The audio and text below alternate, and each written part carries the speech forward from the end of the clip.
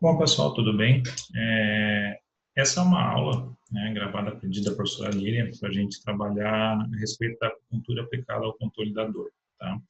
A acupuntura, ela vem a ser uma técnica milenar, que ela já vem sob aplicação desde os povos antigos, há milhares de anos antes mesmo da medicina socrática.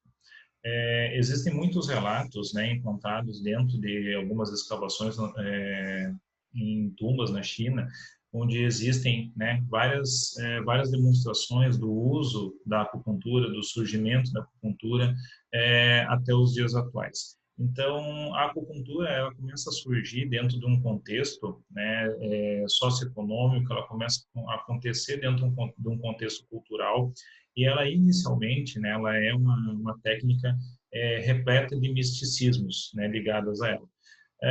Mas posteriormente, né, essa técnica ela vem sendo desvendada, ela vem sendo explorada pela medicina contemporânea, pela medicina atual, e consequentemente ela consegue ser desvendado os seus mecanismos de ação. Então, hoje a gente tem estudos muito fortes em cima da eficácia da acupuntura, em cima do tratamento da dor, estudos inclusive que começam a colocar a acupuntura como ponto de evidência e de alternativa muito forte ao tratamento medicamentoso de patologias, inclusive com a liberação, né, endógena de opiáceos, que vão trabalhar em cima dos mecanismos de controle da dor a nível de hipófise, hipotálamo e também das substâncias gelatinosas a nível de medula. Essa técnica, né, ela, além de ser milenar, ela começa também a agregar, ao longo do tempo, começa a agregar alguns componentes.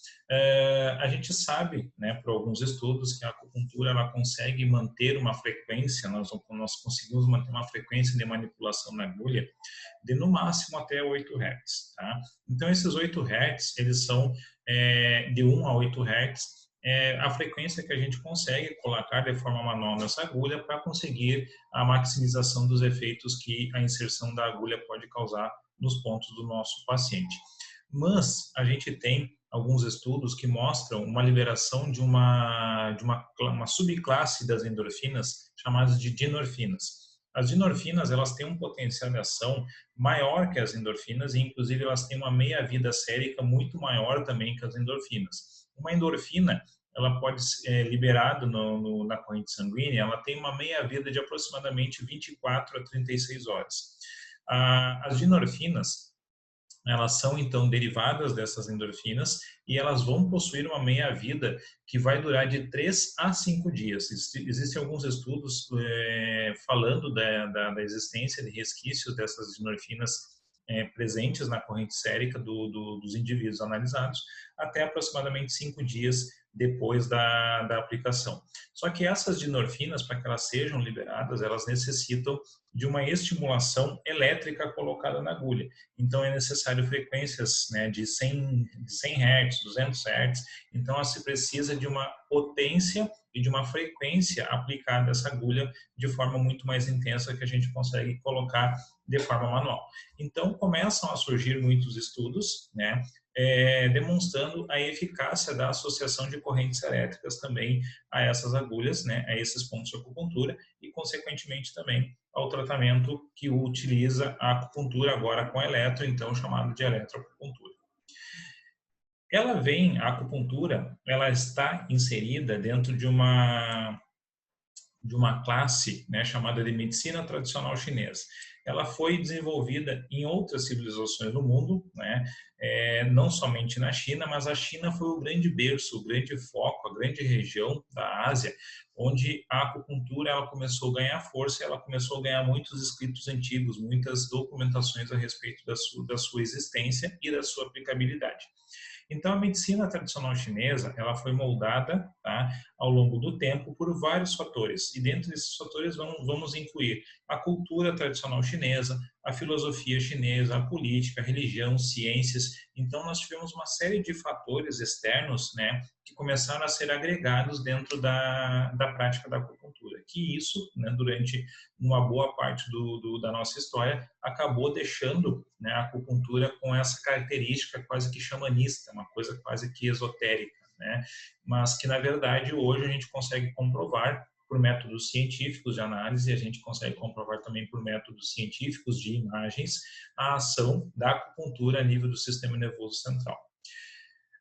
Esses estudos, né, da acupuntura, eles começam a ser observados primeiramente com o uso de algumas ervas, a acupuntura associada a moxa-bustão, que são queimas de algumas ervas na extremidade da agulha, e essas ervas, né, queimadas na extremidade da agulha vão acabar produzindo alguns calores, e esses calores também vão ser transmitidos pela agulha através da pele para dentro dos tecidos do indivíduo. E isso provavelmente, né, começa a causar alguns efeitos e também começam as curas de doenças. Dentro da história, né, dos escritos antigos, dos relatos que foram sendo encontrados por arqueólogos, começa a se vislumbrar também que os indivíduos que começaram a prática da acupuntura, eles começavam a usar pedras quentes também, eles aqueciam essas pedras no fogo. Os habitantes eles começaram a perceber que, às vezes, né, deitando sobre essas pedras para se aquecer durante o inverno ou durante a noite, essa pedra quente ela produzia um calor que era um calor terapêutico, que muitas dores elas começavam a ser curadas, elas começavam a ser amenizadas a partir da pressão dessas pedras contra o corpo. Então, começou-se a usar isso como uma prática terapêutica, né? Então, começou a ver que o calor dessas pedras, que essas pedras que estavam, né, expostas ao fogo, que estavam cercando uma fogueira, que essas pedras aquecidas, colocadas em determinadas regiões do corpo, poderiam causar um alívio, né, de dores ou de algumas doenças. Existem também alguns relatos, né, mostrando que o início da acupuntura ele não se dá com ligas metálicas, ele não se dá com agulhas, né, de metal como a gente tem hoje. Na realidade, o que se supõe, né, e o que alguns desenhos em cavernas na China, na China meridional principalmente, eles começam a demonstrar é que os indivíduos, né, em alguns momentos das suas vidas, eles tinham uma dor tão intensa, né, que eles não sabiam mais o que fazer com aquela dor. Tinham determinadas dores que o indivíduo começava a apertar a cabeça, que ele começava a apertar o braço, começava a apertar o ombro, e em algum determinado momento alguém teve a brilhante ideia de pegar um pedaço de osso e espetar no local onde estava sentindo a dor, né? E isso, né, por incrível que pareça, esse indivíduo que teve essa brilhante ideia, ele teve melhora, né? Ele começou a sentir que o fato de pegar e espetar aquele pedaço de osso, aquela lasca de osso, no local onde ele tinha dor, isso provocou um sinal de melhora para ele, provocou um certo alívio, né? Como eu costumo dizer, a dor maior sempre vai engolir a menor. Então, se a gente tem, às vezes, uma dor que é muito grande, provoca uma dor maior ainda, que isso é capaz até de provocar um processo de alívio para esse indivíduo. E que, na realidade, é o que acaba acontecendo com a acupuntura, que, diga-se de passagem, não é um método indolor de tratamento, né? O indivíduo sempre vai sentir alguma coisa, né? Vai sentir a picada da agulha, então ele sempre vai ter alguma reação, algum tipo de sensibilidade, né? Quando exposto à presença da agulha. E aí, os indivíduos ao longo do tempo, né? Milhares de anos atrás, eles começam a ter essas práticas, né? Começam a perceber que espetando certos lugares do corpo, eles começariam, né, a sentir efeitos terapêuticos para determinadas patologias. E isso, aos poucos, né, começa a ganhar corpo e começa a ganhar também evidências antigas, digamos assim, dentro dessas populações. Existiam, né, dentro das tribos ou dentro dos clãs, alguns membros que sempre eles eram mais destinados a esse xamanismo. Eles eram mais destinados a fazer uma intermediação com os deuses. Eles eram intermediários de espíritos da natureza ou de espíritos do passado que faziam também faziam às vezes de xamãs, né? Na verdade eram grandes curandeiros. Então todas as tribos tinham os seus curandeiros, todas as tribos tinham os seus xamãs, né? E esses indivíduos eles eram conhecidos pelo nome de Hu, né? Então os indivíduos Hu, eles eram indivíduos que eles eram destinados, né, predestinados muitas vezes a trabalhar com a saúde, trabalhar com o processo de doença. E eles eram, na verdade, líderes espirituais, muitas vezes influenciavam decisões políticas, decisões culturais, influenciavam na vida, no cotidiano das tribos, dos clãs, e, na verdade, também eram indivíduos deixados, né, de lado para o tratamento de patologias. Tá? Então, esses indivíduos acabaram se tornando especialistas nessa técnica, eles acabaram agregando, né, vários conhecimentos foram sendo passados de pai para filho, né, e esses elementos acabaram chegando, então, na prática de espetar agulhas, né, feitas a partir de ossos, né, moldadas a partir de ossos, em certos pontos do corpo, com o fim de aliviar a dor. Tá? E esses indivíduos, então, eram os xamãs, eram os indivíduos Hu que cada tribo tinha. A prática da medicina, tá? Ela estava muito integrada, então, a essas questões mágicas, essas questões esotéricas. Né? Então, não somente o indivíduo ele tratava o corpo, tratava, né, os processos teciduais, tratava os transtornos, né, sistêmicos e organísticos que esse indivíduo ia ter, mas também esse indivíduo, esse xamã, ele também acabava tratando das estruturas espirituais, acabava tratando do espírito dos indivíduos que iam procurar socorro com ele, auxílio com ele. Então, sempre, né, nesse momento da história aqui, e vejam bem, a gente está falando de aproximadamente 5.000 anos antes de Cristo. Então, é um tempo muito longo. Então, durante esse período aqui, antes mesmo do surgimento da medicina socrática, da medicina clássica, que nós entendemos por Hipócrates e por Sócrates na Grécia Antiga, muito antes disso, já estavam se desenvolvendo um sistema de anatomia, já estavam se desenvolvendo um sistema de fisiologia, de fisiopatologia e de entendimento dessas estruturas anatômicas e fisiológicas dentro do processo de doença e também formas de curar e de tratar essas patologias. Por isso, né, a medicina tradicional chinesa acaba sendo a medicina mais antiga que se tem notícia na face da Terra. Tá? Com isso, né, com o passar do tempo e também com o agregamento cada vez mais dos conhecimentos médicos e dos conhecimentos de espiritualidade, cada vez mais, né, a acupuntura ela fica, né, digamos assim, taxada como uma crença, como uma prática esotérica. Até que em determinado ponto isso acaba piorando, né? Isso acaba piorando porque começa a surgir um indivíduo, um grande pensador, um filósofo antigo da China, o Confúcio, e o Confúcio ele começa a ter certos pensamentos, ele começa a ter certas ideias a respeito do homem, a respeito da relação do homem com a terra, da relação do homem com a natureza, da relação do homem com um ser supremo, né, ou com seres, com espíritos, né, supremos, e começa então a fazer, né, juntar essas ideias, essas teorias confucionistas, né, dentro de uma prática chamada de taoísmo. O taoísmo, né, então ele começa a trabalhar esses conceitos de energia, esses estudos não vou dizer seres, né, mas de elementos do céu, da terra, do próprio homem, e que esses elementos possuíam energias próprias, e que essas energias, em muitas vezes, elas faziam um processo de interação.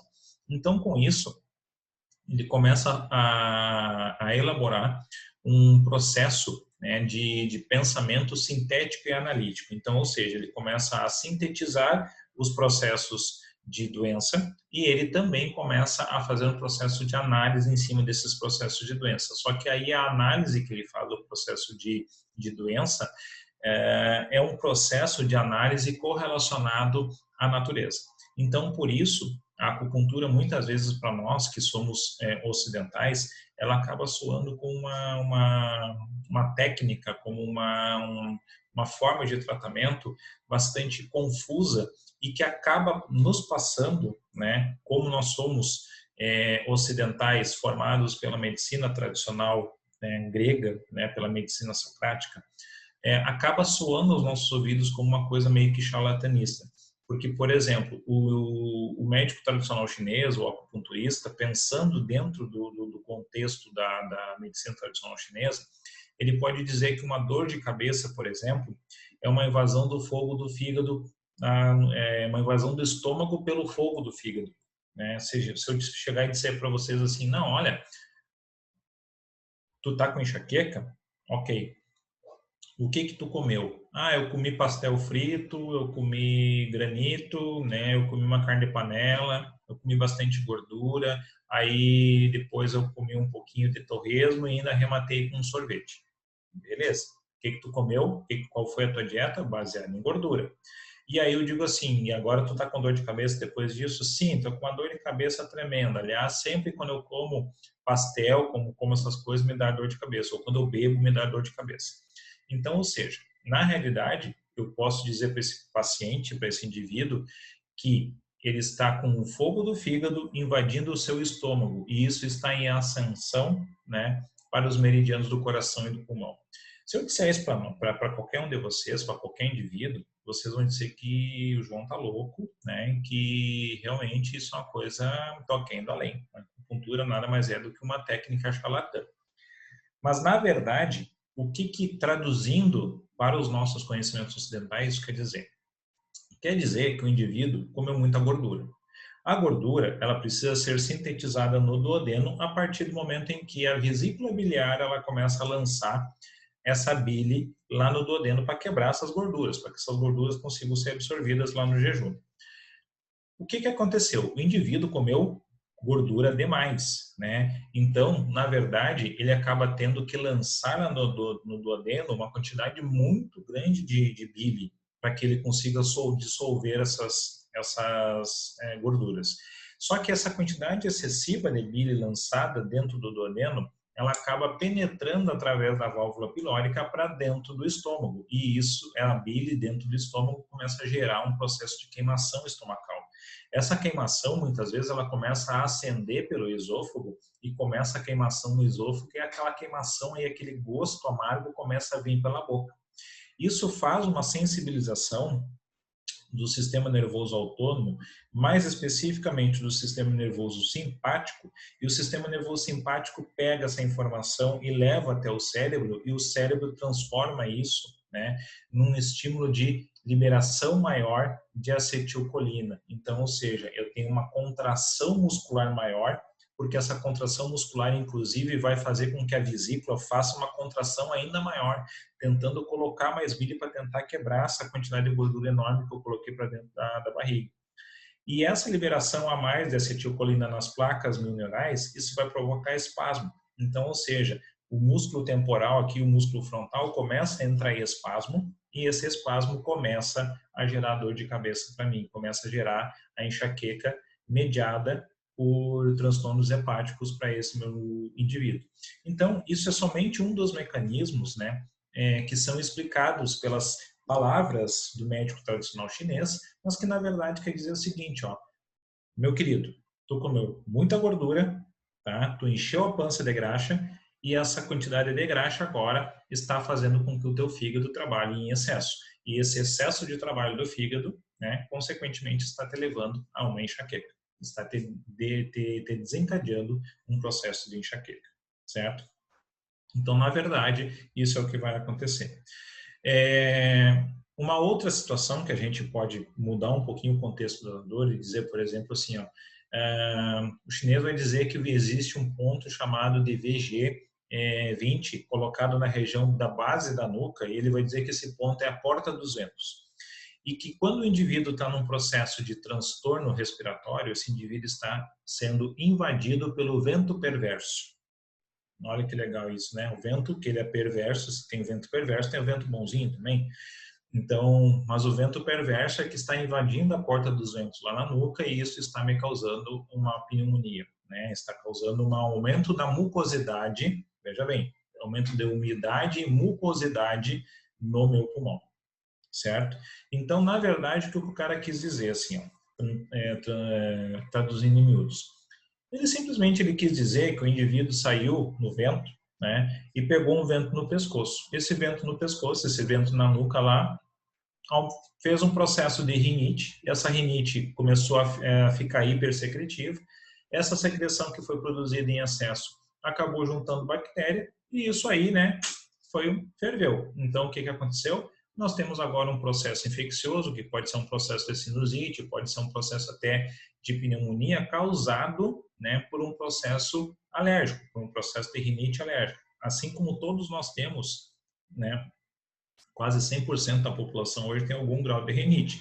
Rinite que vai agir a mudança de temperatura, rinite que vai agir a mudança de clima, rinite que vai agir a lugares úmidos, com mofo, com ácaro, a poeira, a pólen, a odores muito fortes, perfumes muito fortes. Então, ou seja, todo mundo tem algum grau de alergia de via respiratória hoje em dia, certo? Então, na realidade, se pegar eu, por exemplo, se eu tomar um vento aqui no pescoço, com certeza, assim, ó, já começa o nariz a gotejar, já começa a espirrar, já começa a sentir que aumentou a secreção nasal. Então, na verdade, né, é a forma de pensar do chinês. Ele acaba fazendo uma associação dos processos de fisiologia e fisiopatologia com os achados da natureza. Então, ele acaba fazendo essas associações que para nós parecem muito bruxas, porque nós não somos, enquanto cultura e sociedade, nós não somos pessoas que vão ficar paradas apreciando, né,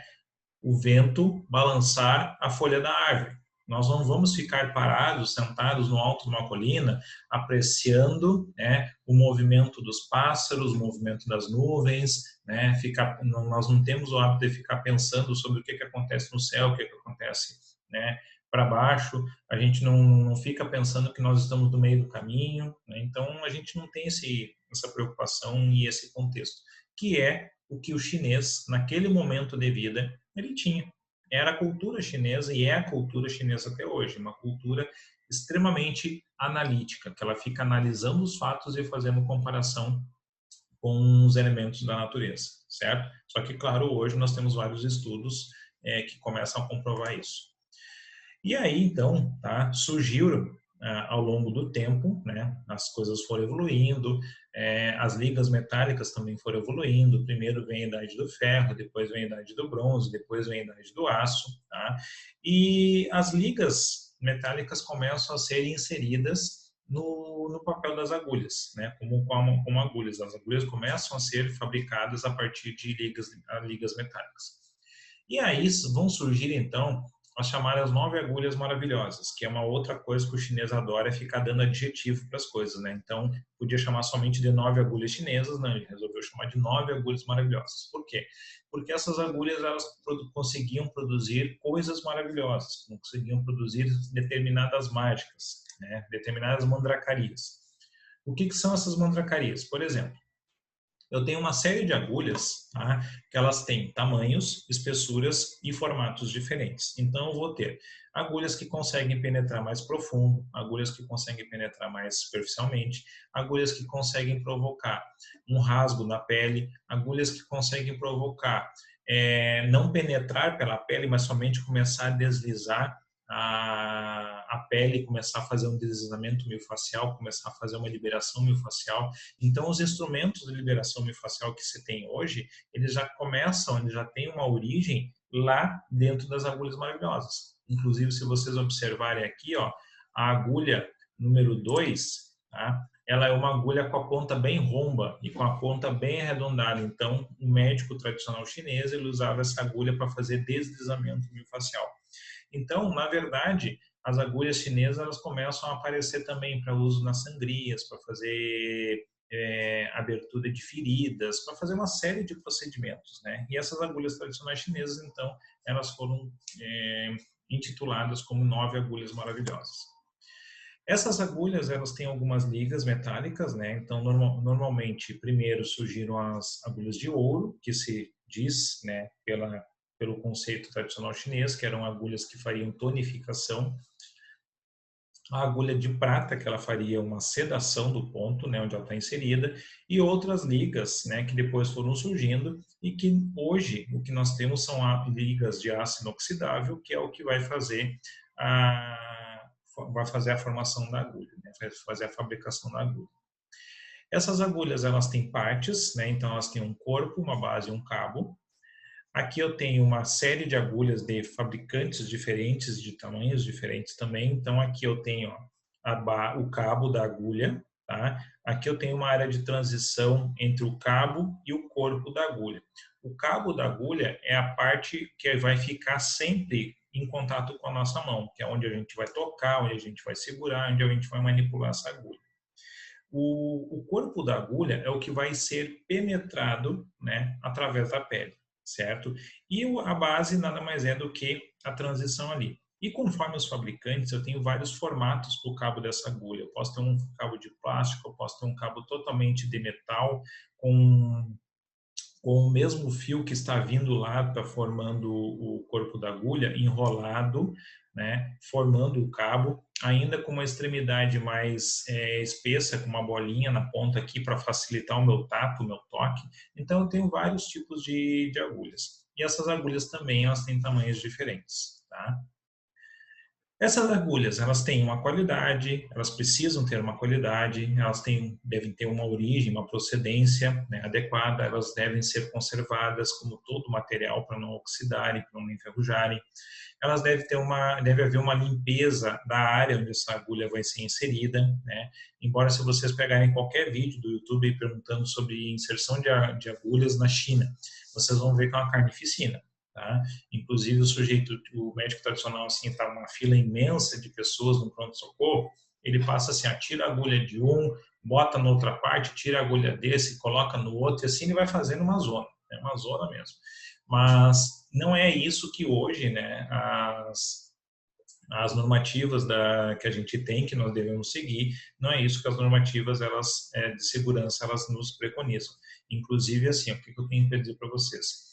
A gente sempre vai usar uma agulha e vai botar fora, certo? Então, nunca pica um paciente com uma agulha, tira aquela agulha do mesmo paciente e bota em outro lugar do mesmo paciente. Não, picou uma vez com a agulha, sacou ela e botou fora.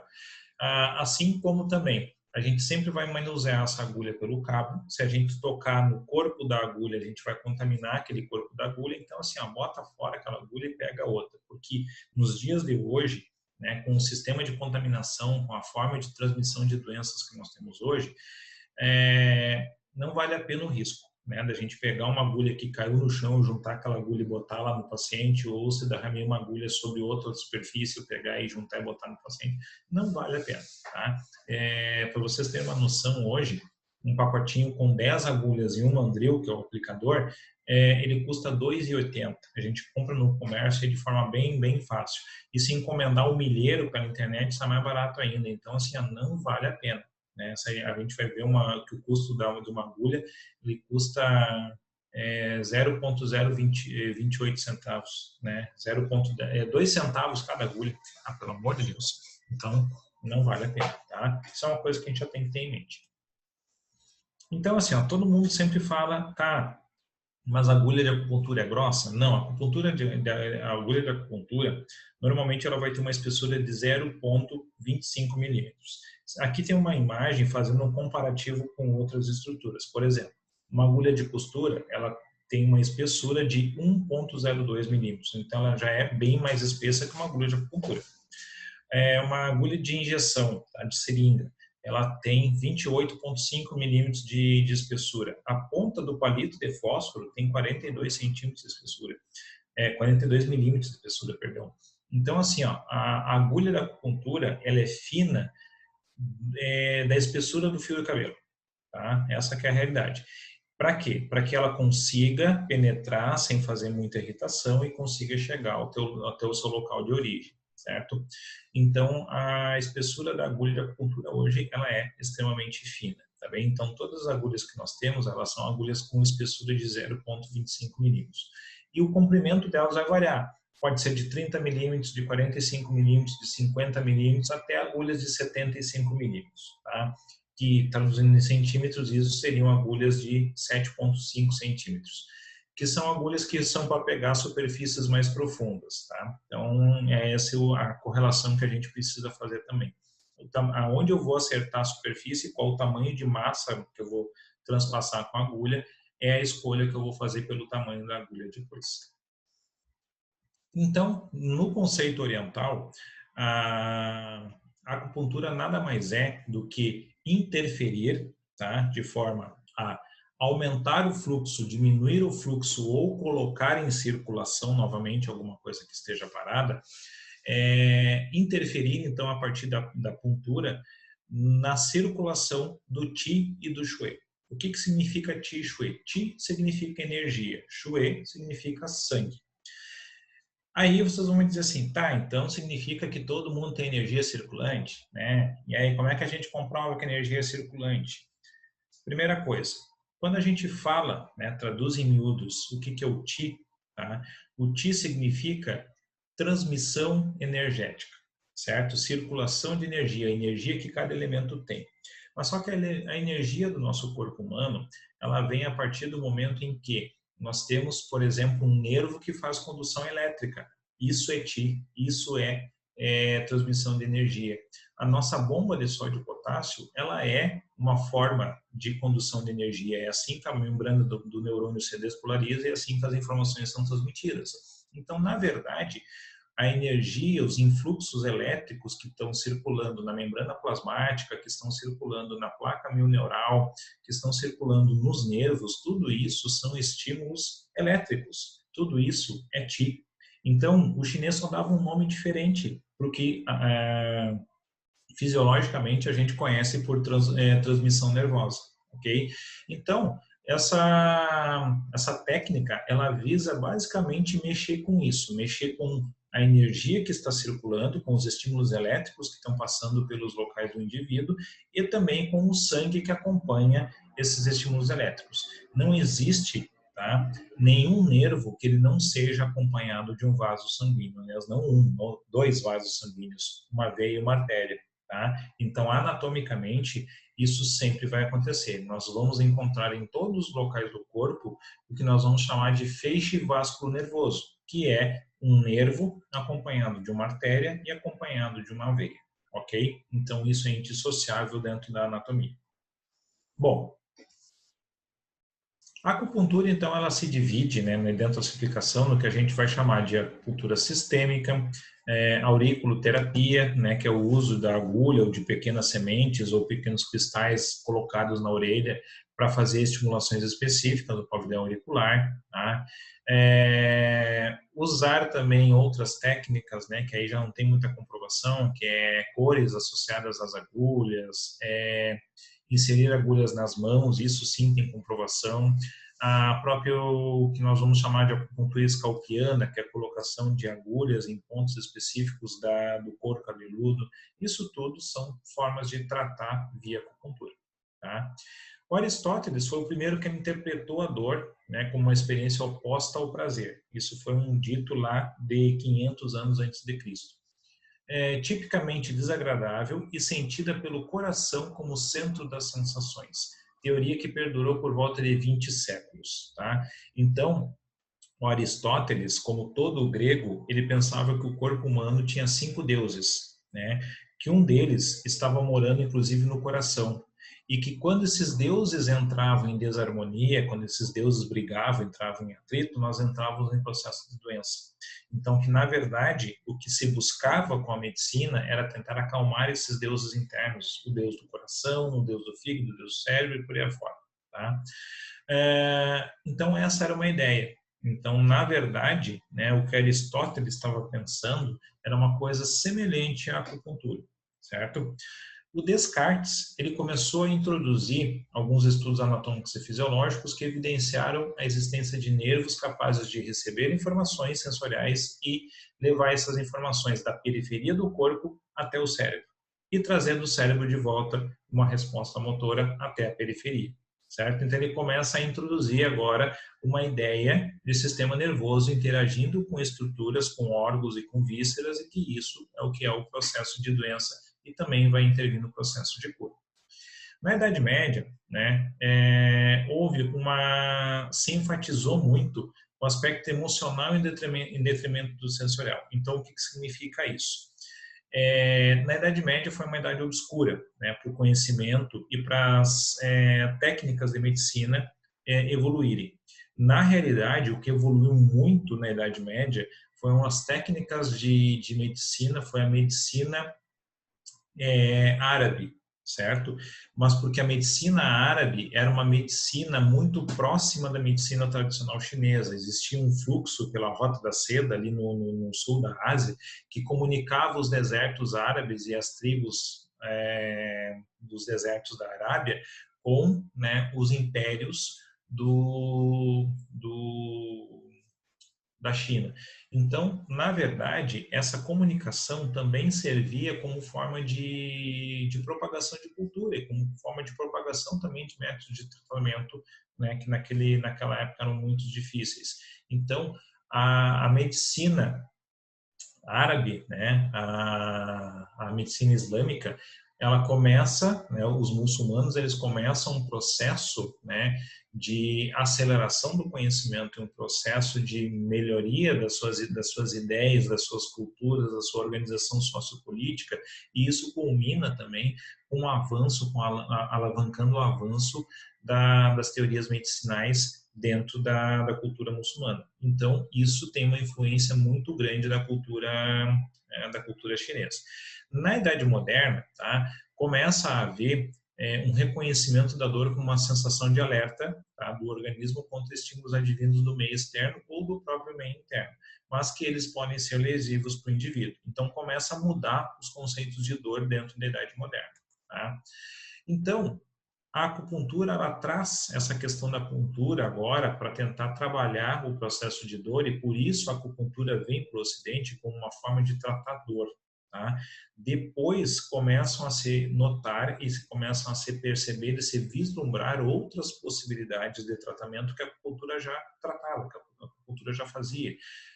Tratamento de diabetes, da hipertensão, tratamento das mais variadas e diversas patologias que vocês possam imaginar, e de todos os sistemas que vocês possam imaginar. Mas aí depois essa acupuntura ela vem para o Ocidente como forma de tratamento da dor, e depois, posteriormente, começam a surgir outras finalidades para a acupuntura no Ocidente, tá?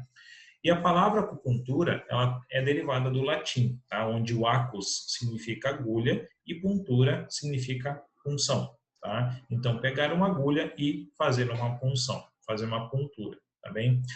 Ela vai consistir, então, basicamente de pegar uma agulha e inserir em pontos específicos, pontos que são previamente mapeados, né?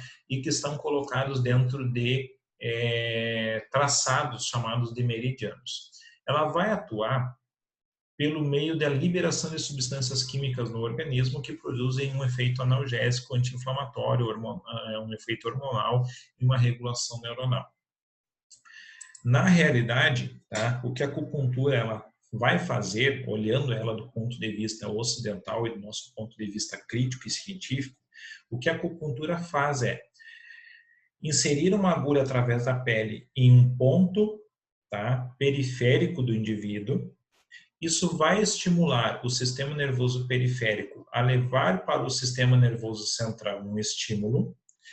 Esse estímulo vai fazer com que o sistema nervoso autônomo faça uma série de liberações químicas hormonais e de neurotransmissores. E isso vai provocar uma resposta anti-inflamatória. Isso vai provocar uma resposta analgésica no indivíduo, se nós estivermos falando de dor. Então, na verdade, eu tenho sistema nervoso periférico trabalhando em cima do sistema nervoso central e o sistema nervoso central mandando o sistema nervoso autônomo fazer as liberações em cascata, né, de mediadores químicos que vão tentar reduzir, aliás, aumentar o limiar de dor, né, reduzir a dor do sujeito. Então, ela funciona, tá, através da inserção pela pele, ela vai pegar e vai ser colocada em cima do que a gente chama de acuponto. O acuponto, o ponto de acupuntura, ele é um ponto que pode estar na saída de um grande vaso, ele pode estar num processo ósseo, numa saída nervosa, ele pode estar num arranjamento de vários nervos, tá? Mas, por definição, o acuponto, ele é o ponto onde vai existir uma concentração maior de terminações nervosas livres. porque é o ponto onde eu consigo chegar com a agulha, estimular essas terminações nervosas livres e essas terminações nervosas levarem a informação para o cérebro, né, via medula espinhal para o cérebro, e o cérebro interpretar esse estímulo que eu dei com a agulha e ele fazer para mim uma liberação de substâncias que vão trabalhar em cima do que eu preciso. Se eu estou trabalhando com dor, o cérebro começa a liberar substâncias analgésicas. Se eu estou trabalhando com a dor mediada pelo processo inflamatório, além das substâncias analgésicas, eu começo a liberar substâncias que são anti-inflamatórias, o cortisol é um deles, né? Sem contar outras substâncias que também são anti-inflamatórias. Se eu tenho um processo de edema, né, causado pelo processo inflamatório que está me levando dor, além de causar um processo de analgesia, causar um processo de um efeito anti-inflamatório, eu também vou provocar, né, via puntura, um aumento da circulação local naquela extremidade onde está o trauma, e eu também vou acabar fazendo um aumento da drenagem vascular desse trauma. Então, ou seja, o edema some. Tá? Se ele não sumir imediatamente na puntura, ele diminui imensamente nas primeiras horas pós-puntura. Tá? Então, para tratamento do edema traumático, é uma arma excelente para se usar nesses casos, ok? Essa aqui, ó, é só uma imagem mostrando como isso vai acontecer, tá bem? Por exemplo, aqui eu tenho a pele, tá? A pele, ela sofreu um processo de lesão aqui, que tá marcado em vermelho, que é a dor que está acontecendo pela lesão. Eu pego uma superfície um pouquinho mais acima, um pouquinho mais abaixo, um ponto de acupuntura que está próximo daquela área de dor, vou colocar a agulha. Então, a partir disso, eu começo a fazer estimulação de fibras aferentes, certo? Principalmente as fibras do tipo C, e aí eu começo a trazer de volta depois, né, uma informação que vai, primeiramente, concorrer na medula, tá? Através do sistema das comportas, tá? A teoria de Merzaker-Walsh. Então, primeiramente, o que eu faço? Eu tenho a dor levando o estímulo até a medula. E eu coloco uma agulha logo abaixo, também levando um estímulo até a medula. O que eu estou fazendo? Tenho dois estímulos agora concorrendo na mesma passagem, tentando passar pela mesma porta. Então, o que a minha agulha está fazendo? Ela está concorrendo com um estímulo doloroso a nível da medula. Então, na verdade, lá pelas tantas, eles vão se chocar e o estímulo doloroso não consegue mais ascender em direção ao cérebro, não tem mais interpretação da dor. Então, ou seja, eu tenho analgesia pelo sistema das comportas. Além disso, né, eu vou conseguir fazer com que o meu estímulo de agulha chegue ao sistema nervoso central e lá o sistema nervoso central comece a reagir, fazendo a liberação de endorfinas que vão trabalhar também em cima da analgesia tecidual. Então, esse é o mecanismo básico com que a acupuntura ela começa a trabalhar. Tá? E ela vai trabalhar em várias regiões do cérebro, para não dizer que vai trabalhar em todas as regiões do cérebro. Vai trabalhar na cápsula interna, vai trabalhar no sistema límbico, vai trabalhar na hipófise, no hipotálamo, vai trabalhar no tálamo propriamente dito também, que é uma área que concentra terminações nervosas e núcleos nervosos relacionados à dor de forma bem intensa. No momento que eu tenho um eixo também formado pelo hipotálamo e pela hipófise, eu tenho uma regulação do neuroeixo endócrino. Então, os meus estímulos de acupuntura também vão trabalhar em cima desse neuroeixo endócrino, em cima do hipotálamo e da hipófise, buscando analgesia.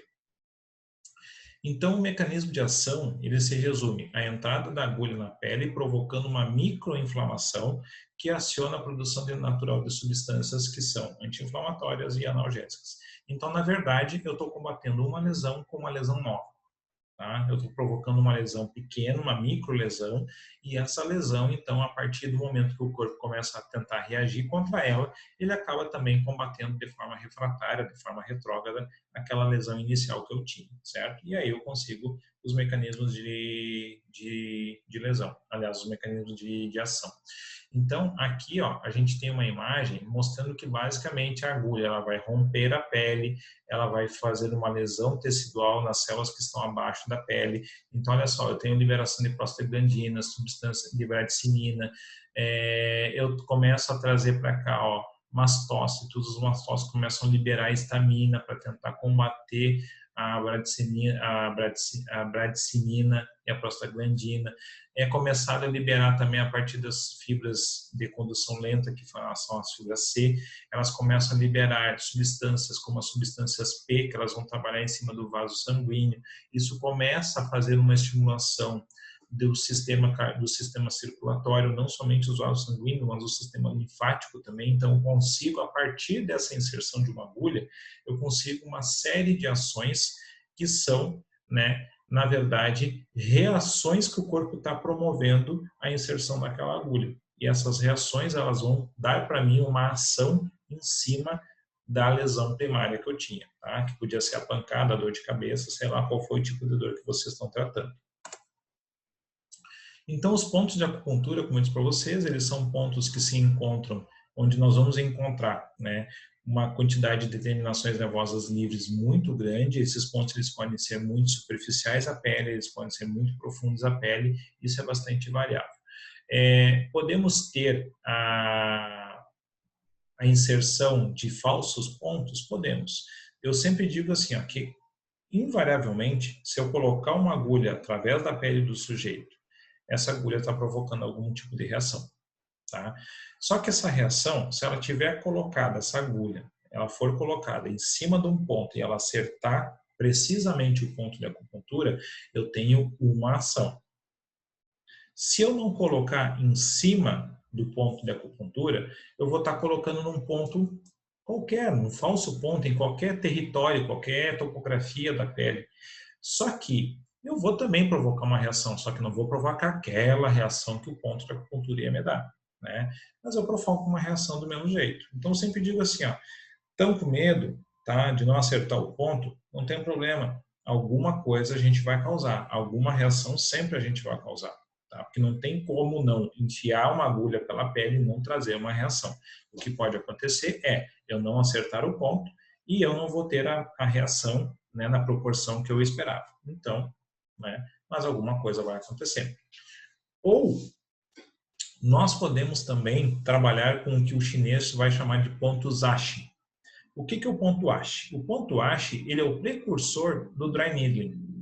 O dry needling, ele começa a surgir na Austrália, alguns estudos, onde você começa a perceber que alguns pontos, né, algumas contraturas musculares, alguns trigger points, eles são difíceis de fazer desativação, e aí também tem que ter muito manuseio, e aí estão tentando se buscar alguma alternativa. Aí tinha a teoria da acupuntura, que estava lá, mas os caras não queriam aplicar a teoria, eles não queriam se dar o trabalho de ter que estudar a teoria e também, né, de tentar pensar dentro da mentalidade chinesa. Aí o que eles pensaram? Vamos experimentar se pegar a agulha da acupuntura e achar o ponto muscular lá onde a gente tem a dor. No momento que eu ache que a dor está aqui, eu vou e vou cravar a agulha em cima daquela dor. Então, na verdade, o que a gente tem é que o dry needling, né, ele traz o conceito da agulha para dentro das formas de tratamento e, na verdade, ele nem vai obedecer até, né, os mapas de pontos de acupuntura. Ele simplesmente vai dizer assim, pá, o cara tá com uma dor aqui, ó, tem um trigger ali, eu vou ali, pá, coloco a dor bem em cima do trigger. Por isso que o chinês, ele tinha o ponto ashi, certo? Não são todos os pontos de acupuntura que estão colocados em meridianos, então a gente pode ter o que os chineses vão chamar de pontos extras. E esses pontos extras, muitas vezes, por exemplo, assim, ó, o sujeito chega e vai dizer assim, ó, doutor, eu acho que a dor está aqui, ó. Então, ache significa que onde o dedo dele está tocando é aonde ele está sentindo a dor, e é ali que a gente tem que botar a agulha. Por isso, ache. Eu acho que a dor está aqui, certo? Então, é o mesmo princípio do dry needling. Então, achar um ponto de dor e colocar a agulha em cima daquele ponto de dor. E aí depois vem um estudo do Miyazaki, que é o mesmo, né, idealizador da teoria das comportas, só que ele, na teoria das comportas, ele fez o estudo com o Walls, né, que é um outro pesquisador. O Miyazaki, ele lança um estudo solo, onde ele começa a fazer um traçado, tá, comparativo dos pontos de acupuntura com os pontos mais utilizados dentro do dry needling. E aí ele começa a perceber que 71% dos pontos de acupuntura coincidem com os pontos mais utilizados dentro do dry needling. Então, ou seja, 71% dos pontos de acupuntura são pontos onde o dry needling acha trigger points. Então, na verdade, muito dos trigger points que a gente trata, na verdade, nós estamos tratando pontos de acupuntura, só que a gente não sabe que eles estão mapeados ali naquele local, ok? Então, isso é um achado num estudo do Miyazaki. Então, dentro dos elementos fisiológicos que nós vamos encontrar no acuponto, como eu disse para vocês, eu tenho nervos periféricos grandes, eu tenho nervos emergindo de forames ou de processos ósseos, eu tenho nervos cutâneos, nervos que vão pontos motores musculares, né? Inclusive, na sexta-feira agora eu vou fazer uma conversa com o nosso pessoal do estágio sobre punturar a espasticidade, né, achar pontos espásticos da musculatura dos nossos pacientes e colocar a agulha para ajudar a fazer a liberação desses pontos. E também, né, nós vamos falar sobre, aliás, os pontos de acupuntura, eles também estão colocados próximos de grandes vasos sanguíneos, porque os grandes vasos sanguíneos, eles têm muita inervação para fazer controle de vasoespasmo ou vasodilatação. Então, esses elementos fisiológicos são os que eu vou encontrar no acuponto. Além disso, eu posso encontrar nervos com fibras de tamanhos variáveis, fibras mais finas, fibras mais grossas. Claro que as fibras mais grossas conduzem mais estímulo elétrico, as fibras mais finas conduzem menos estímulo elétrico. Vou encontrar pontos de bifurcações nervosas, junções ósseas, linhas de estruturas no crânio. Então, assim, são vários elementos, né, anatômicos e fisiológicos envolvidos na formação do acuponto. Tá? Primeira coisa, também, é que assim, não significa que a quantidade de agulhas que o sujeito vai colocar está diretamente ligada à efetividade que ele vai ter, certo? Eu posso ter um cara meio maluco, tipo esse aqui, que ele vai encher a cabeça dele de agulhas, certo? Buscando passar enxaqueca. Enquanto que tem um outro cara que tem um pouquinho mais de conhecimento, ele vem e coloca esta agulha aqui e esta agulha também alivia a enxaqueca. Talvez vai aliviar mais a enxaqueca do que propriamente esse monte de agulha que o cara colocou aqui, certo? Então, na verdade, o acuponto, tá? Ele vai fazer com que haja, certo? Uma mudança na constituição elétrica do ponto onde nós estamos inserindo a agulha, certo? Então, a partir dessa mudança na constituição elétrica que nós vamos induzir lá, que na verdade é uma mudança da constituição elétrica da membrana plasmática do tecido onde nós estamos inserindo essa agulha, nós vamos conseguir a partir disso disparar um gatilho de condução elétrica. Então, ou seja, nós voltamos lá ao início, onde a gente dizia que o indivíduo tem um Ti, ele tem uma energia e que a acupuntura mexe, né, estimula o fluxo e a circulação desse Ti. Então, na verdade, eu insiro a agulha e eu provoco uma despolarização de membrana lá naquele acuponto e essa despolarização de membrana, então, ela é transmitida ao longo do nervo, né, ou, mudando para a linguagem chinesa, ao longo do meridiano, certo? Então, a dor, tá? O acuponto ele vai ser definido como o ponto da pele onde a sensibilidade espontânea ao estímulo e à resistência elétrica ele é reduzido, tá bem? Então, isso aqui explica essa mudança de condução elétrica a nível da pele, explica por que o indivíduo que trabalha com acupuntura, ele também pode usar um palpador de pontos que tem uma luzinha na ponta, porque essa luzinha, quando o indivíduo achou o ponto, a luzinha acende. Tá? Então, é muito útil para a gente poder fazer esse tipo de detecção, porque aquela textura de pele onde o acuponto está tem uma mudança elétrica no seu campo eletromagnético ali, e isso vai gerar a possibilidade de acender a luzinha do palpador. Tá? O acuponto, ele possui, né, um tamanho variável. Ele pode ter um diâmetro de 0,1 centímetros até 5 centímetros de diâmetro, certo? Então, isso é muito, muito variável mesmo. E ele é uma área onde tem uma condução elétrica bastante ampla, tá? Em comparado a outras áreas da pele. Daqui um pouco a gente pega e crava a agulha em um determinado ponto, e o indivíduo, ele sentiu essa cravada e sentiu uma espécie de um choque naquele ponto quando a gente colocou a agulha. Às vezes, se eu pegar 2 milímetros para o lado e inserir a agulha da mesma forma, o indivíduo já não sente. Então, isso mostra que aquela região onde eu coloquei no primeiro, eu acertei um acuponto, que o indivíduo me deu uma resposta. Se eu pegar qualquer 2 milímetros ou 1 centímetro mais para o lado, eu já não tenho a mesma resposta. Então, ou seja, já estou fora do acuponto. Tá? Então, eles sempre vão estar colocados, né, em áreas estratégicas, localizadas em articulações, bainhas tendíneas, vasos, nervos, septos intramusculares, ligações músculo-tendíneas, nos locais de maior diâmetro do músculo, nas regiões de penetração dos feixes nervosos da pele. E quando um ponto, um acuponto, ele é estimulado e ele é acertado, ele vai provocar uma sensação de parestesia elétrica, tá? Ou um calor. Isso é chamado de alcançar o DTI. Então, sempre com a puntura, nós vamos tentar buscar alcançar o DTI. Então, o DTI significa que o indivíduo vai me dar uma sensação. Eu acertei o ponto, o indivíduo vai dizer, opa, senti, deu um choque. Né? Às vezes, alguém vai gritar também, certo? Mas isso significa acertar o acuponto e alcançar o DTI. O DTI, muitas vezes, é uma sensação, é uma alteração sensível, né?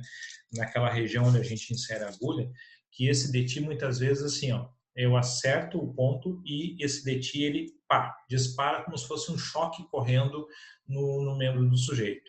Ou daqui a um pouco, ele simplesmente vai se manifestar como uma reação pesada, parece que começa a pesar e começa a fazer uma sensação de calor, e isso começa a ficar pesado o segmento do sujeito. Isso também é alcançar o DTI. Então, alguma reação sempre eu vou ter no momento que eu acerto o ponto. Eu posso ter também uma reação de calor, né? O indivíduo pode ficar ruborizado com o DTI. Então, isso tudo são possibilidades. Então, dentro do mecanismo de ação, nós temos, como eu disse para vocês antes, eu tenho um mecanismo de ação hipotalâmico, eu tenho um mecanismo de ação mesencefálico e um nível de atuação a nível de medula espinhal. No nível hipotalâmico, eu vou fazer uma ativação do eixo hipotálamo-hipófise, gerando liberação de beta-endorfinas, que são analgésicas, liberação do cortisol, que é anti-inflamatório, liberação de serotonina, que é um antidepressivo, né? E isso tudo é liberado na corrente sanguínea e no líquido cefalorraquidiano. Tudo é liberado no líquor também. Então, ou seja, é uma gama bastante grande de ação. Quando eu tenho uma ação mesencefálica, tá, eu vou ativar neurônios de substância cinzenta que vão liberar endorfinas e estas vão estimular a produção de serotonina e norepinefrina a nível das glândulas hormonais, certo? Isso também me leva para a analgesia. Quando eu tenho uma ação a nível da medula espinhal, eu tenho uma ativação de interneurônios na substância gelatinosa e uma liberação de endorfinas também. Então, ou seja, quando eu consigo atingir uma frequência adequada, eu consigo concorrer lá na medula, na substância gelatinosa e nas vias aferentes e eferentes, eu consigo, nas vias aferentes, concorrer com o estímulo doloroso. Então, ou seja, teoria das comportas, tá? Gate control. Além de que, dependendo da frequência que eu consigo colocar na agulha, também frequência de manipulação ou frequência via elétrica, né, via corrente, eu consigo também fazer essa liberação de endorfinas lá a nível da medula espinhal. Então, encefalinas, tá, são liberadas pelo cérebro e a ativação delas, né, vai levar para o sistema central de modulação da dor, resultando na liberação de serotonina, norepinefrina e sistemas descendentes. Então, ou seja, eu tenho uma cascata de neurotransmissores que esses neurotransmissores todos são anti-inflamatórios e analgésicos, a partir da liberação das encefalinas a nível do córtex cerebral. Modulação dos estímulos nociceptivos se dá pela inibição pré-sináptica devido à liberação de encefalinas e de endorfinas. Então, a nível da ação de medula espinhal, isso é o que as encefalinas vão provocar, tá? Fazer esse bloqueio da dor a nível da medula espinhal. E a nível mesencefálico, e aí mesencefálico a gente vai pegar também estruturas que estão colocadas a nível do sistema límbico, nós vamos provocar a liberação de beta-endorfinas na circulação sistêmica e no líquor. Eu vou fazer liberação do hormônio adrenocorticotrófico, tá? Que ele é indutor da liberação do cortisol, e eu vou ter liberação do sistema arginina, vasopressina e ocitocina, que promovem aumento no limiar da dor, certo? Então, isso tudo são substâncias que são liberadas a nível do sistema nervoso central e que vão nos trazer benefícios a nível da dor, tá? Então, eu tenho uma dor que ela é protetiva, tá? Digamos assim, o indivíduo está se protegendo pela dor, isso causou uma lesão tecidual, isso vai aumentar a sua reação protetora, isso vai causar um dano tecidual hipóxico e isso vai levar a casualidade da dor como doença, certo? Então, por exemplo, eu posso ter a dor que ela é sintomática ou a dor já colocada dentro do patamar doença, certo? Então, como isso acontece? Eu tenho uma lesão, tá? Uma lesão primária. Essa lesão primária me levou a sentir uma dor, ter a sensibilidade da dor, a sensação da dor, e isso me causou uma proteção. Tá? Tentei me proteger contra a dor no ombro que eu senti por causa de uma pancada no ombro.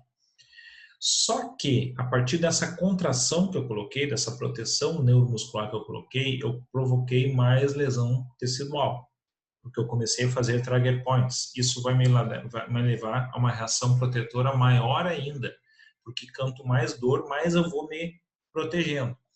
E isso, tá? A formação desses trigger points começa a levar ao surgimento de danos teciduais por hipóxia, por falta de oxigênio.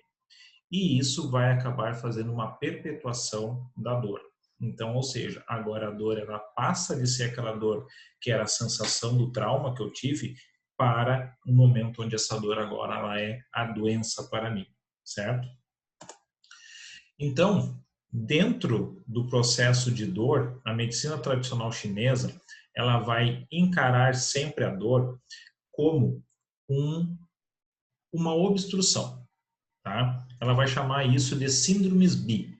Toda a dor, toda e qualquer dor, seja ela crônica ou aguda ou subaguda, toda a dor para o chinês, ela é tratada sob o nome de síndrome bi, tá? Muito legal isso, né? Síndrome bi. Não interessa de qual é a origem da dor, é síndrome bi. Então isso significa, tá, que na medicina tradicional chinesa, a dor, ela pode estar trabalhando com excesso de Qi Shui, tá? Ou ela pode estar levando a deficiência de Qi Shui. Lembra quando eu disse para vocês que no início vocês têm uma pancada e que a dor ela é a sensação, né, ela é o sintoma da pancada? Então, o que aconteceu lá? Eu tinha um processo inflamatório agudo. Nesse processo inflamatório agudo, eu tenho muito derramamento de sangue, eu tenho muitas substâncias que são algógenas, eu tenho edema, eu tenho muitos sinais flogísticos de inflamação, eu tenho dor, edema, rubor, né? E dor, edema, rubor e temperatura tecidual, certo? Turgor. Que mais? Isso é um processo inflamatório agudo. Se eu deixar esse processo inflamatório agudo, lá pelas tantas ele vai se tornar crônico. Ele estando crônico, eu ainda tenho a dor, mas eu não tenho mais o rubor, eu não tenho mais o edema, eu não tenho mais o calor, eu não tenho mais o turgor, eu não tenho mais a temperatura tecidual elevada, pelo contrário, só ficou a dor. Então vejam isso aqui, ó. Quando o chinês ele fala de dor aguda, ele está falando de dor onde eu tenho excesso de Qi e excesso de Shui. Então, ou seja, eu tenho excesso, tá, de condução nervosa e eu tenho excesso de sangue. Então, aqui eu tenho o trauma agudo, eu tenho a dor aguda. Quando eu tenho a dor crônica, o chinês vai chamar isso de síndrome de deficiência. Então, isso é deficiência de Qi, deficiência de Shui. Deficiência de transmissão de energia e deficiência na transmissão de fluxo sanguíneo. A gente não falou ali atrás que a lesão primária levava a uma dor, né? Uma dor de proteção. Essa dor de proteção acabava causando uma reação protetora e lá pelas tantas eu acabava fazendo lesão por hipóxia. Então é o que eu tenho aqui, ó. Na dor crônica, eu tenho falta de sangue nos tecidos, tá? Isso vai causar hipóxia, né? E, consequentemente, se eu tenho falta de oxigênio, eu não tenho circulação sanguínea adequada também, eu também não tenho fluxo de impulsos elétricos. Então, eu tenho uma síndrome bi por deficiência. Então, a síndrome bi, que é a síndrome da dor, síndrome dolorosa, ela pode ser por excesso ou ela pode ser por deficiência. E isso é o que vai condicionar o tipo de manobra que a gente vai colocar na agulha. Se eu tenho excesso, eu preciso sedar esse ponto. Eu preciso trabalhar com baixa manipulação, com baixa frequência de manipulação na agulha. Agora, se eu tenho deficiência, está faltando estímulo. Então, eu tenho que meter a agulha e trabalhar com muito estímulo, tá? Com muito estímulo rotacional na agulha, com muita frequência, o máximo de frequência que conseguir colocar na agulha. Isso vai fazer com que o sangue chegue lá e também com que o estímulo nervoso chegue naquela região. Então, essas são as duas grandes fontes de teoria que o chinês vai trabalhar. E aí, a gente vai trabalhar, tá, com vias que são opioides e vias não opioides. O somatório delas vai me dar uma modulação por hiperestimulação mielínicas alfa-gama. Tá? Então, isso significa que, fisiologicamente, tá, eu estou trabalhando em todas as vias possíveis com uma agulha, tá, com a inserção de uma agulha. Eu vou trabalhar tanto em vias que são opiáceas quanto as não opiáceas. Então, eu vou trabalhar com liberação de opioide, assim como também vou trabalhar com outras vias que não são de liberação de opioide. Tá bem? Isso faz uma somação de estímulos. Então, isso potencializa a ação analgésica da agulha. Tá? Então, tem alguns estudos que eles vão fazer algumas comparações, tá? Vão fazer alguns levantamentos. Então, a analgesia e acupuntura, ela vai acontecer pela associação, pela ação associada à liberação de opioides endógenos. Tá? É o que a gente falou até agora. Eu coloco a agulha, eu consigo liberar opioides, né, dentro do sangue. Então, isso é uma liberação opiácea endógena. Eu começo a fazer liberação de beta-endorfinas, encefalinas e endorfinas. Todas elas são substâncias analgésicas. Vamos ter receptores mu, delta e kappa espalhados por todo o corpo. E esses receptores mu, delta e kappa, aliás, não é mu, é mi, tá? Eles são espalhados pelo corpo e eles são capazes de captar essas substâncias analgésicas, essas substâncias endorfínicas. Eu consigo, através da agulha, manipular, tá, a ativação das fibras C e das fibras A delta. Então, eu pego fibras de condução lenta e fibras de condução rápida. Então, eu consigo trabalhar em todos os focos de dor, de condução nervosa. Eu consigo fazer ativação de centros superiores. O que significa isso? Eu consigo fazer ativação de córtex, eu consigo fazer ativação de subcórtex, eu consigo fazer ativação do tálamo, do hipotálamo, eu consigo fazer liberação também da hipófise, certo? Mesencéfalo, todas estruturas colocadas a nível do sistema nervoso central. Administração de fármaco agonista e antagonista. Então, existe, tá, alguns estudos mostrando que a liberação endorfínica induzida pela acupuntura é tão grande que muitas vezes é necessário, para que eu corte o efeito analgésico da acupuntura, eu injete uma solução antagônica das endorfinas. Então, a substância antagônica da endorfina é a naloxona. Tá? Então, foram feitos alguns estudos, em gatos principalmente, onde a naloxona ela bloqueava os receptores opioides. Então, os efeitos analgésicos eles eram reduzidos, tá, nas cobaias. Um outro estudo feito com ratos, né, a injeção intravenosa da naloxona, ela fazia com que os ratos não sentissem os efeitos analgésicos. Inclusive, se fazia uma dosagem sérica de endorfinas, tá? E se via que a concentração endorfínica ela era bastante grande pela inserção da agulha. Só que essa liberação de endorfina ela não conseguia fazer a ligação com os receptores por causa da injeção da naloxona. Então, a naloxona ela é um antagônico, né, da endorfina. Então, ela foi usada em muitos estudos para tentar fazer essa correlação e a comprovação dos efeitos. Tá? Injeção de bloqueadores de opioides na periferia, estruturas nervosas superiores, tá? Então, inibe a ação analgésica da acupuntura. Então, isso também foram estudos, tá? que tentaram comprovar né, ou também desmistificar o efeito da acupuntura, mas acabaram não conseguindo porque o efeito da acupuntura sistêmica, fisiológica, fisiopatológica e dentro dos processos de tratamento de doença, ele é um processo bastante sólido. Tá? As ações, o que nós vamos induzir no paciente são bastante sólidas. A eletroacupuntura, ela vai acabar potencializando a liberação de beta-endorfinas, tá? Então, ela libera essa classe que é a de endorfinas, ela também potencializa a liberação dos hormônios adrenocorticotrópicos, então a gente consegue, a partir disso, ter analgesias mais duradouras, durando mais dias, tá? Baixas frequências, 2 a 6 Hz, podem ser bloqueadas por naloxone, tá? Bloqueando as encefalinas. Então, isso aqui é um outro estudo também que relacionou a ação da acupuntura com o manuseio da agulha lá também. Então, você tinha uma indução analgésica e depois vinha o antagonista para tentar acabar com o efeito. Então, comprovava que havia sido causado um efeito no sujeito pela acupuntura. Altas frequências acima de 100 Hz não podem ser bloqueadas, tá? Então, o que isso quer dizer? Que eu consigo, tá? Nós podemos, existem sujeitos mais predispostos a ter uma dificuldade, tá?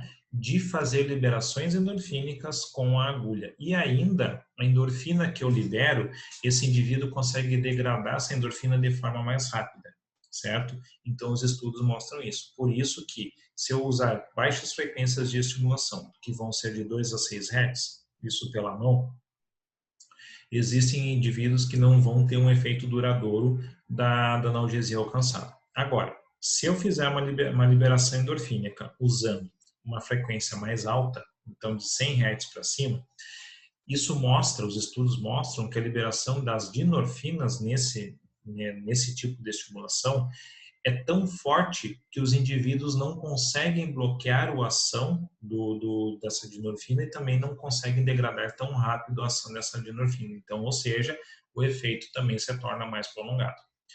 Quando a gente faz uma associação de frequências, nós também vamos promover um efeito analgésico maior. Então, na verdade, se nós trabalharmos com frequências diferentes na mesma acupuntura e na mesma sessão de tratamento, nós vamos estar potencializando o efeito analgésico.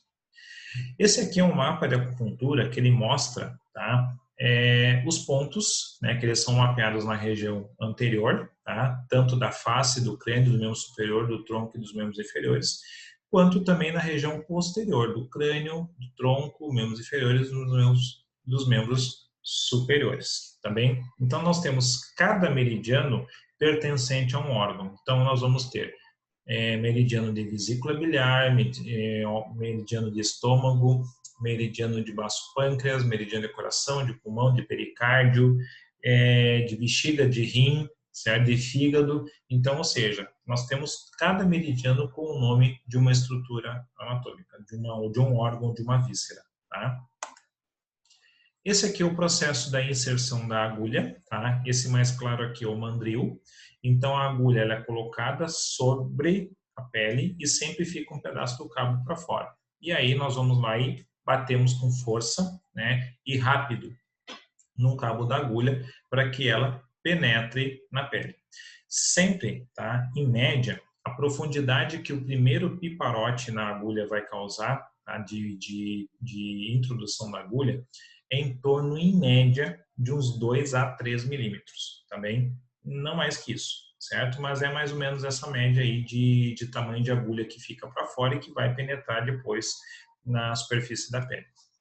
Nós temos angulações diferentes também de inserção da agulha, conforme o local que eu vou inserir essa agulha. Posso inserir essa agulha de uma forma perpendicular, com um ângulo de 90 graus com a pele. Eu posso inserir essa agulha de forma oblíqua, tá? De 30 a 50 graus, ou até mesmo quase que rente à superfície da pele, com uma angulação de 5 a 15 graus. Tá? Isso aqui sempre vai depender do local que eu estou punturando. Tem locais onde a inserção não pode ser oblíqua, tá? Porque eu tenho o risco de bater na estrutura óssea, ou vou bater na estrutura óssea, ou posso fazer uma perfuração de uma cavidade. E existem lugares, né, que por causa disso também eu preciso optar pela inserção oblíqua. Tá? Então, como essa inserção vai ser feita depende do lugar onde eu vou inserir, tá bem? Essa aqui, ó, é a manipulação em rotação da agulha, tá? Fazendo uma angulação de 90 graus aqui com a agulha girando nos meus dedos, eu consigo de 4 a 8 Hz, não mais que isso, tá? Nenhum estudo mostrou que a mão humana é capaz de gerar mais frequência do que 8 Hz. Se eu girar com menos velocidade a agulha entre os dedos, eu vou fazer uma angulação de 180 graus de giro na agulha. E isso vai me dar uma frequência de 1 a 2 Hz. Tá? Então, se eu girar mais rápido, eu estou estimulando o ponto. Se eu estirar mais devagar, eu estou sedando o ponto. Tá? Mesma coisa, mesmo tipo de estímulo, é quando eu prefiro trabalhar com pistonagem, com descida e subida da agulha. Então, se eu fizer isso de forma mais rápida, eu tenho uma frequência maior. Eu vou entrar e sair menos de 1 milímetro da agulha da pele. Isso aqui estimula o ponto. Posso trabalhar com puxando mais e inserindo mais, e de uma forma mais lenta. Isso é sedar. Então, eu vou trabalhar com uma frequência menor, tá? Usando uma entrada e saída acima de 2 milímetros da agulha pela superfície da pele, ok? Então, isso eu tenho as formas de manipulação da agulha em rotação ou em pistonagem, tá? E aí chegamos então ao famoso agulhamento a seco, ao dry needling também. Então, na verdade, o que nós temos é o seguinte, ó, o dry needling ele somente é uma inserção da agulha sobre a pele com o primeiro piparote e depois nada mais, ok? Agulhamento a seco significa inserir uma agulha seca, tá? Numa superfície, num ponto, em qualquer lugar da pele onde a gente espere ter um benefício. A agulha seca é uma técnica de tratamento neurofisiológico baseada em evidências que requer uma avaliação manual efetiva do sistema neuromuscular. Então, ou seja, eu preciso identificar um trigger point para fazer o agulhamento a seco. Os fisioterapeutas são bem treinados para utilizar agulhas secas em conjunto com intervenções manuais de fisioterapia. Então, assim, ó, não existe seres na face da Terra melhor treinados em terapia manual, em sentir tecidos, em avaliar manualmente um indivíduo do que nós fisioterapeutas. Então, ou seja, se a gente consegue avaliar, a gente também consegue se beneficiar muito da técnica para poder fazer tratamento dos indivíduos.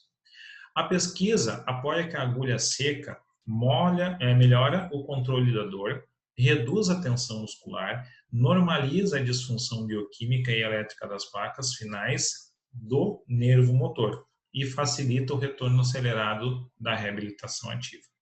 Na verdade, o que eu penso do dry needling? O dry needling ele não difere muito da acupuntura. A diferença é que a acupuntura tem uma teoria, tem uma forma de pensamento, tem uma fisiopatologia própria, tem pontos, né, pré-determinados em meridianos, em mapas, mapeados. O dry needling não. O dry needling parte somente do seguinte: tem um ponto de dor aqui, eu vou te botar uma agulha aqui. Se eu tenho um ponto de dor lá, eu vou te botar uma agulha lá. Eu achei um trigger point ativo aqui, eu vou enfiar uma agulha aqui para tentar desativar esse trigger point, certo? Então, basicamente, achar um ponto doloroso e enfiar essa agulha lá, certo? Então, assim, ó, isso não requer grandes estudos, isso não requer anos, né, tentando entender fisiopatologia tradicional chinesa, que é uma coisa que eu confesso para vocês que até hoje, às vezes, a minha cabeça ela dá um nó, tentando, né, trazer para o meu entendimento ocidental o que o chinês lá no oriental quer dizer. Então, assim, às vezes tem que puxar muito da fisiologia e puxar muito da fisiopatologia para conseguir entender o mecanismo que eles estão tentando, né, mostrar para a gente. Que, assim, que é um mecanismo muito, né, de comparação com o tempo, com o espaço, com o céu, com terra, com ar, com água, com vento, com as estações do ano, com o clima, certo? Então, existe muito isso. Então, na verdade, a acupuntura, o entendimento dela se torna um pouco difícil por causa disso. Mas na hora que a gente consegue fazer esse link com a nossa realidade ocidental, o entendimento fica mais fácil. Então, eu preciso muito fazer essa tradução, fazer essa interpretação, para que a minha cabeça consiga entender as coisas, certo? Então, na realidade, nós, fisioterapeutas, hoje, precisamos fazer 2 anos de especialização de acupuntura, né, para que nós recebamos o certificado, né, e o título de especialista em acupuntura, para que a gente possa se dizer acupunturista. Se não, o que nós temos? Nós temos um cara, um sujeito, que ele vai fazer um curso de um final de semana, de 20 horas aí, né, e ele vai aprender uma técnica. Dentro do aprendizado dessa técnica, ele está aprendendo a inserir agulhas. Isso não é fazer acupuntura, isso é fazer o dry needling, tá? É agulhar a seco. Mas, na verdade, eu sempre digo assim, ó, que na realidade, quem ensina o dry needling normalmente são acupunturistas. Então, na realidade, eu tenho indivíduos que vão acabar contaminando a técnica do dry needling com outras, né, tipos de puntura, com outras manipulações de agulha, com outras inserções, com outras visões. E com inserção também de pontos mais específicos, que são pontos mapeados pela acupuntura.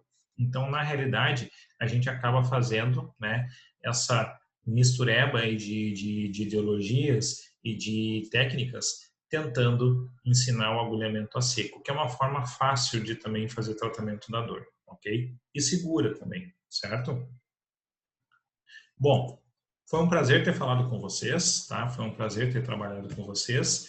E qualquer coisa, né, sempre à disposição, através, né, de contato direto aí na UFN, quando a gente puder ter esse contato direto também, né, que tomara Deus seja no ano que vem, no próximo semestre. E qualquer coisa também, né, pode entrar em contato via WhatsApp, via e-mail, tá? Podem mandar e tirar dúvidas, tá? Perguntar o que vocês quiserem, ok? Sempre à disposição para sanar qualquer dúvida, qualquer indagação que vocês tenham, qualquer pergunta, ok? Sejam felizes, tá? E se dediquem a tratar a dor das pessoas, também, que isso a recompensa que a gente tem é muito grande a partir disso. E as pessoas sempre são eternamente gratas a quem trata das suas feridas, né? Quem consegue minimizar o seu processo de dor, tá bom? Beijo no coração, abraço, se cuide.